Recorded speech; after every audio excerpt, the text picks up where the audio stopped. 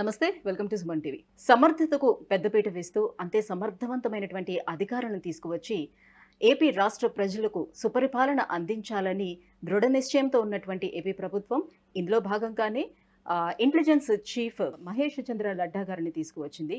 So ఏంటి ఇతని ప్రత్యేకత? వీరితో పాటుగా అలాగే డీజీపీగా ద్వారకా తిరుమల గారిని తీసుకొచ్చింది. సో ఇలాంటి ఎంతో మంది సమర్థవంతమైనటువంటి అధికారులను నియమిస్తూ వస్తుంది.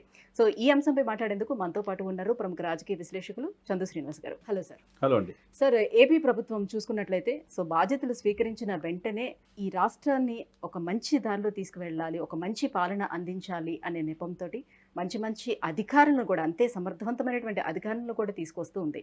సో మనం చూసుకుంటే కృష్ణతేజ గారు, అలాగే ద్వారకా తిరుమల గారు, అలాగే ఈరోజు మహేష్ చంద్ర లడ్డా గారిని మనం చూడొచ్చు. సో ఈ రకంగా చూసుకున్నట్లయితే మొత్తం అన్ని జోనర్స్లో కూడా ఒక మంచి అధికారులు నియమించే అవకాశం మనకు కనిపిస్తుందా? ఎలాంటి ప్లాన్ తోటి వెళ్తుంది ఏపీ ప్రభుత్వం? డెఫినెట్గా అంటే మంచి సుపరిపాలన అందించాలనే ఉద్దేశం. ఎందుకంటే గతంలో సంక్షేమం మాటున సంక్షేమం చేశాం,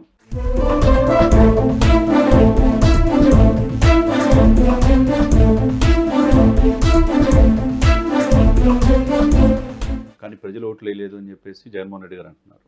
ఎందుకు ఓట్లు వేయలేదు కూడా తెలియలేదు అంటున్నారు. అటువంటి పరిస్థితి నుంచి సంక్షేమం మాటున అభివృద్ధి మర్చిపోయారు. కాబట్టి సంక్షేమం అభివృద్ధి రెండు కళ్ళతో ఈ కూటమి ముందుకెళ్తుంది.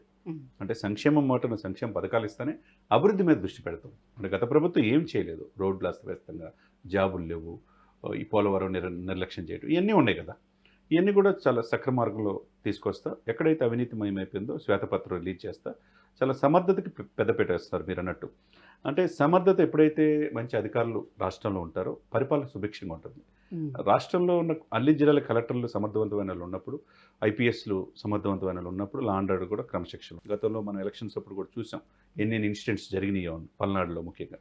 అటువంటిది మీరు అన్నట్టుగా డీజీపీని గతంలో ద్వారకా తిరుమలరావు గారిని చేయాల్సింది రాజేంద్రని చేశారు. అదే సమాజ వర్గం ఉద్దేశంతో అనేది అనేక ఆరోపణలు ఉన్నాయి. అలా లేక కాకుండా యాజ్ ఎ సీనియర్ ఎవరైతే ఉన్నారో, అంతకుముందు సైబరాబాద్ కమిషనర్ కూడా ద్వారకా తిరుమలరావు చేశాడు, మంచి పేరుంది. అటువంటి సమర్థత వ్యక్తిని ఆర్టీసీలో ఎండీగా చేస్తున్నాడు గత ప్రభుత్వంలో. అటువంటి వ్యక్తిని తీసుకొచ్చి డీజీపీగా అపాయింట్ చేయడం ద్వారకా తిరుమలరావు ఒక మంచి ప్రయత్నం. ఎందుకంటే ఆయనకి పరిపాలన మీద దృష్టి ఉంది, సమర్థవంతమైన పేరు, అధికారిక పేరు ఉంది, అన్ని రాష్ట్ర వ్యాప్తంగా ఉభయ రాష్ట్రాల్లో మంచి పేరున్న వ్యక్తి. ఆ వ్యక్తిని తీసుకొచ్చి డీజీపీగా చేయటం, లా అండ్ ఆర్డర్ని క్రమశిక్షణలో పెట్టడానికి ఈ ప్రభుత్వం ప్రయత్నిస్తుందనే అనేది అందరికీ అర్థమైపోయింది. లేకపోతే మీరు చెప్పినట్టుగా కృష్ణతేజ, అతను 66 ర్యాంకరు, జాగ్రఫీలో ఇండియాలోనే ఫస్ట్ యువ ఐఏఎస్ ఆఫీసరు. ఆ వ్యక్తి కేరళలో ఒక రోల్ మోడల్ ఆఫీసర్గా దేశవ్యాప్తంగా మన్ననలు పొందాడు.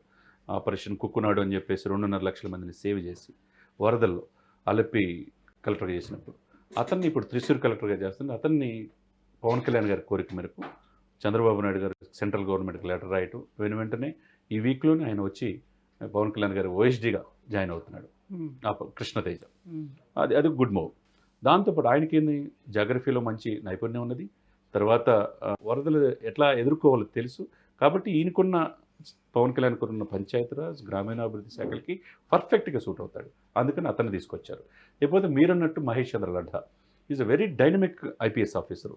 ఈ belongs to Rajasthan, Andhra Pradesh deputation మీద ఉన్నాడు. ప్రకాశం జిల్లా కలెక్టర్గా పనిచేసినప్పుడు నక్సల్స్ ఏరివేశాడు. నక్సల్ ఎన్కౌంటర్లో మంచి స్పెషలిస్ట్. ఆయన్ని చంపడానికి క్లేమోర్ మైనింగ్ పెట్టారనమాట, కానీ త్రుటిలో తప్పించుకున్నాడు. అటువంటి వ్యక్తిని మంచి సమర్థవంతమైన ఆపరేషన్ అక్టోపస్కి పెట్టారు. తర్వాత ఎన్ఐఏ, నేషనల్ ఇన్వెస్టిగేషన్ ఏజెన్సీకి ఇక్కడ హెడ్గా హైదరాబాద్లో పనిచేశాడు. ఇప్పుడు సిఆర్పిఎఫ్ విధి నిర్వహణలో ఢిల్లీలో ఉన్నాడు. ఆ వ్యక్తిని ఐడెంటిఫై చేసి ఇక్కడ తీసుకురావడం ఆంధ్రప్రదేశ్కి. అంటే సమర్థతకి ఎక్కడున్నా, దేశంలో ఎక్కడున్నా ఆ వ్యక్తుల్ని ఏరికోరి తీసుకురావటం చంద్రబాబు నాయుడు గారికి అనుభవం, పవన్ కళ్యాణ్కి ఉన్న ఇది, వీళ్ళిద్దరు కలిసి చేసే ప్రయత్నం ఏదైతే ఉందో, ఈ కూటమిని, ఈ ప్రభుత్వం మరింత ప్రజలకి ఈ సంక్షేమాల్ని చేరువ చేయడానికే ప్రయత్నం చేస్తున్నట్టుంది. ఎందుకంటే మహేష్ చంద్ర లడ్డాకు ఉన్న ట్రాక్ రికార్డ్ చూస్తే అటువంటి గొప్ప ఐపీఎస్ ఆఫీసర్గా దేశంలోని పేరుంది. ఆయన తీసుకొచ్చి ఇప్పుడు ఇంటెలిజెన్స్ చీఫ్గా వేస్తే పరిపాలన మీద ఎంత అవగాహన ఉంటుంది అనేది మనకు అర్థమవుతుంది అన్నమాట దీన్ని బట్టి. సో ఇలానే అన్ని వ్యవస్థలను కూడా చక్కదిద్దే అవకాశం మనకు కనిపిస్తుంది. 100% అండి. కానీ గత ప్రభుత్వంలో ఉండి రూల్ ప్రకారం వెళ్ళే వాళ్ళు ఆఫీసర్స్ కూడా ఉంటారు కదా. దాంట్లో భాగంగా శ్యామలరావు లాంటి వాళ్ళని తీసుకొచ్చి, సమర్థవంతమైన ఐఏఎస్ ఆఫీసర్ తీసుకొచ్చి ఇప్పుడు ఎక్కడ పెట్టారు, తిరుమల తిరుపతి దేవస్థానానికి ఈవోగా పెట్టారు. ధర్మారెడ్డిని డిప్యూటేషన్ మీద తీసుకొచ్చి కొన్ని సంవత్సరాలుగా పొడిగించారు.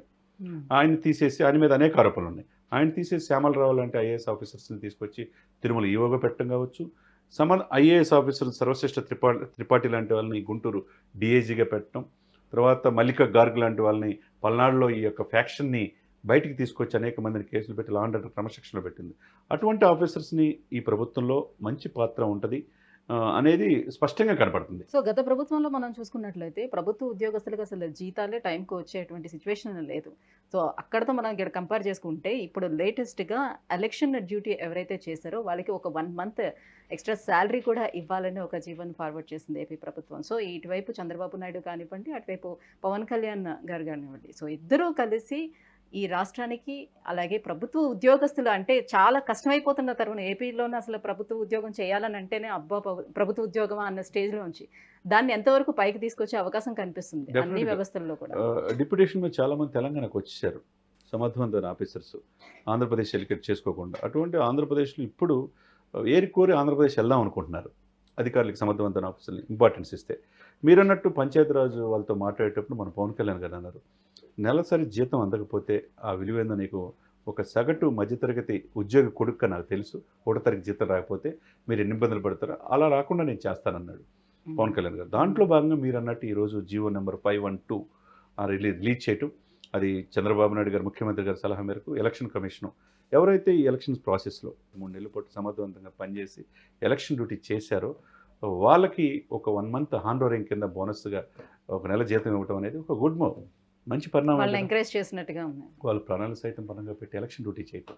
ఎందుకంటే మనం చూసాం ఫ్యాక్షనిస్ట్ గ్రామాల్లో కొన్ని గ్రామాల్లో ఈవీఎంలు ధ్వంసం చేయటం, అంటే ప్రాణాలను అరచేతిలో పెట్టుకుని వాళ్ళు డ్యూటీ చేశారు. కాబట్టి వాళ్ళందరూ కూడా హాండోరింగ్ కింద 1 నెల జీతం ఇవ్వడం అనేది ఒక మంచి పరిణామమే మనం భావించాలి. సో ఇటువైపు ఐటీ శాఖ కూడా అభివృద్ధి చెందే విధంగా ఏ రకమైనటువంటి ప్రణాళికలు సిద్ధం చేస్తున్నారంటారు? డెఫినెట్గా ఐటీ శాఖ ఏం కాదు, ఒకటనే కాదండి, టెక్నాలజీని అందిపుచ్చుకుంటున్నారు.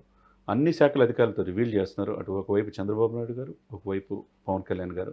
ప్రతి దానికి ఎవరికి ప్రాధాన్యత ఇవ్వాలో వాళ్ళ యొక్క పవర్ పాయింట్ ప్రజెంటేషన్ ద్వారా ఎంత చేశారు గత ప్రభుత్వంలో. ఆ ప్రభుత్వం నిర్లక్ష్యం చేస్తే కనుక శ్వేతపత్రం రిలీజ్ చేయమంటున్నారు అన్ని శాఖల మీద. గత ప్రభుత్వంలో జరిగిన అవినీతి మీద ఎవరిని వదిలిపెట్టే ప్రసక్తి లేదు.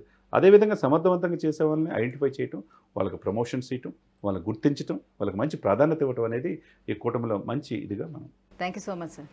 సుమన్ టీవీలో మీ పర్సనల్ అండ్ బిజినెస్ ప్రమోషన్స్ కోసం కింది నెంబర్కి కాంటాక్ట్ చేయండి.